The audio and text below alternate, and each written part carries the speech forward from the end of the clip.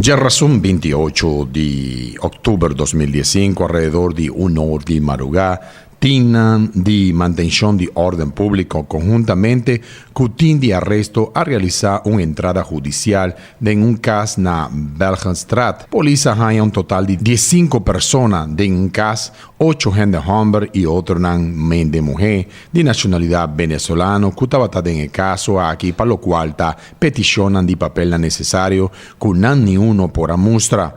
Algunos no estaban visa que no papel tan a casa, pero es aquí parece que no estaba na orden.